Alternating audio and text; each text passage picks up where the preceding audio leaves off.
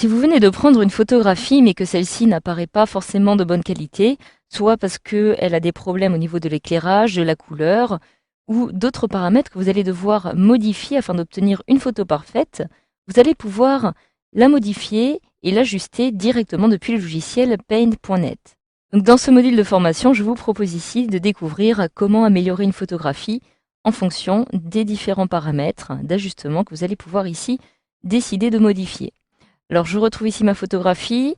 Vous voyez que si vous vous rendez directement dans le petit menu ajustement, vous allez avoir tout un tas de paramètres que vous allez pouvoir modifier pour ajuster votre photographie. Alors dans un premier temps, vous allez pouvoir, si vous le souhaitez, améliorer l'éclairage de votre photographie. Donc pour cela, vous allez pouvoir accéder à la fonctionnalité de luminosité et de contraste, de façon à pouvoir réaliser une retouche manuelle en ajustant à l'aide de ces deux petites glissières la luminosité et le contraste.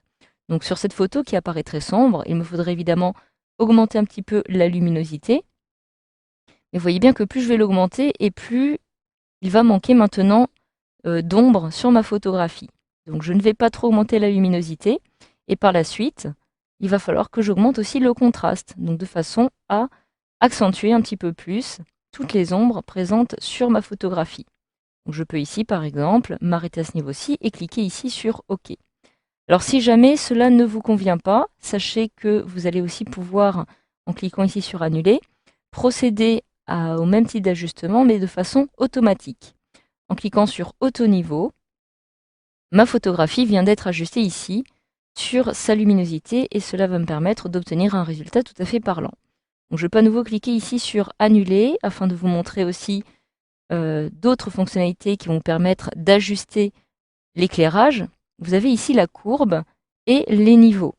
Alors, il s'agit ici de deux fonctionnalités qui vont plutôt être utilisées pour les professionnels. Ces deux fonctionnalités vont vous permettre d'ajuster de façon très précise les couleurs, donc les tons moyens, les tons clairs, mais aussi les tons foncés de votre image. Je vais commencer par vous montrer ici comment fonctionnent les courbes. En cliquant ici, j'ai un petit panneau qui apparaît, qui va me permettre de luminosité soit la luminosité de mon image, soit la couleur RGB. Donc je vais plutôt m'attarder sur la luminosité afin d'ajuster l'éclairage, mais vous pourrez procéder de la même façon pour la modification de la couleur. Vous avez ici un trait, un segment qui apparaît, et ce segment, vous allez devoir créer ce que l'on appelle des nœuds, donc des points, qui vont vous permettre d'ajuster l'éclairage de votre image en fonction de sa luminance. Donc par exemple, si je crée un point ici, je clique pour créer un point.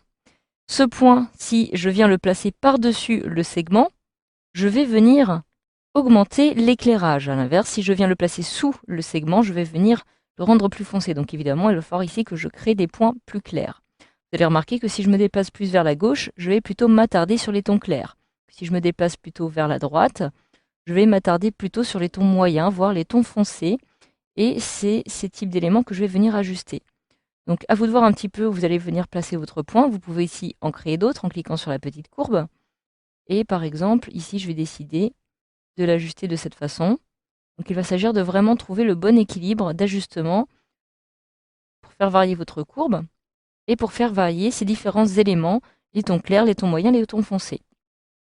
Donc vous pouvez ici cliquer sur OK par exemple, ou sur Annuler. Je vais cliquer sur Annuler pour vous montrer par la suite comment utiliser les niveaux. Donc les niveaux, ça va être un petit peu la même chose. Vous allez ici avoir les ports d'entrée, les ports de sortie, avec deux histogrammes qui vont vous être proposés. Et vous allez ici pouvoir travailler sur les tons foncés, les tons moyens ou les tons clairs à l'aide de ces petites glissières. Donc par exemple, pour ajuster les tons foncés, puisque c'est ce qui apparaît le plus sur mon image, je clique et je viens déplacer les tons foncés vers le haut. Vous pouvez ici décider d'ajuster uniquement les tons moyens. Donc, il y en a beaucoup ici sur mon image. Et par la suite, les tons clairs. Donc les tons clairs, je ne vais peut-être pas trop les éclaircir un peu plus. Donc cela vous permet aussi d'ajuster votre image de cette façon. Donc je vais plutôt cliquer ici sur Annuler. Je vais repasser en mode automatique de s'obtenir une image qui soit rapidement ajustée. Et par la suite, vous avez aussi la possibilité d'améliorer la couleur, cette fois-ci de votre image. Donc pour améliorer la couleur, toujours depuis le menu ajustement, vous avez ici la possibilité d'inverser les couleurs par exemple. Donc je clique ici sur Annuler. Vous pouvez aussi passer en mode noir et blanc ou en mode sépia, mais aussi postériser votre image. Alors si vous souhaitez maintenant modifier la teinte générale de votre image, vous pouvez directement modifier de façon précise la teinte et la saturation à l'aide de ce petit panneau. Donc je peux ici modifier sa teinte. Donc je clique sur cette petite glissière. Vous voyez que plus je vais me déplacer vers la droite ou vers la gauche, je vais en fait venir ajuster les couleurs de mon image. Alors ces couleurs vont agir de façon complémentaire. Donc par exemple ici je retrouve des couleurs vertes et rouges. Donc tout simplement des couleurs complémentaires ici sur mon image.